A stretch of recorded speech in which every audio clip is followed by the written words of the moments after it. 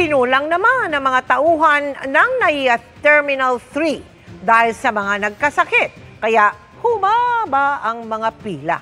Nakatutok doon live si Oscar Oida. Oscar?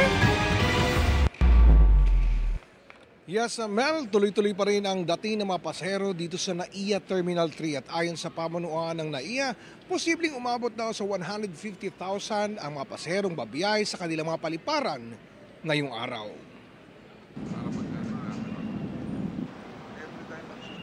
Bagamat may mga oras na tila maluwag sa mga paliparan ngayong araw, gaya dito sa NAIA Terminal 3, di naiwasan ang mga pagkakataong nakakaranas din ng matinding pila. Partikular sa immigration, gaya kanina sa pagitan ng 4 to 6 a.m. Bukod kasi sa dagsa ng mga pasahero, kulang ang manpower dahil may ilang ahenteng nagkasakit. Parang may flu season eh. Talagang dumarami ang absences because of that. Pero hirit ni GM Alvarez, posibleng huling undas nang mararanasan ang kaparehong problema. Bumili ng immigration e-gates. Yung e-gates yan ang mga nakikita natin sa other countries eh. Na talagang may biometrics yan. Mabilis na ang lalo-lalo na dun sa arrival. By December 12, ready na tayo ron. So in time for the holiday season natin sa December, pati ang mahabang pila sa check-in, maayos na nila ngayong taon.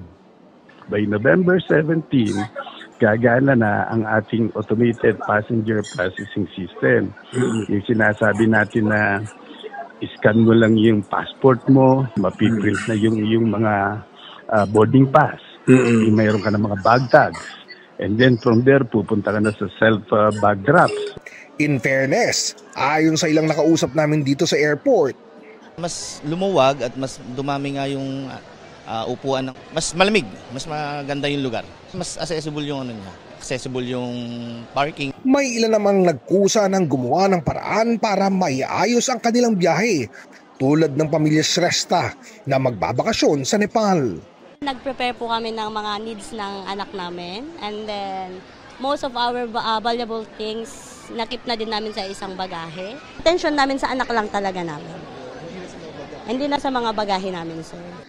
Sa tala ng Manila International Airport Authority, inaasahang aabot sa 1.3 milyon ng mga pasahero ang babiyahe mula October 28 hanggang November 5. Patuloy na paalala nila sa publiko, dumating ng maaga sa paliparan at tsaking handa ang lahat ng kinakailangang dokumento para hassle-free ang biyahe. Samantala, Mel, humihingi ng pangunawa ang pamunuan ng NAIA para sa mga kakulangan umano ng kanilang paliparan. Kasabay nito ang pagtitiyak na lalo nilang gagawin ang lahat para lalong mapagbuti ang kanilang pagseserbisyo. Mel? Maraming salamat sa iyo, Oscar Oida.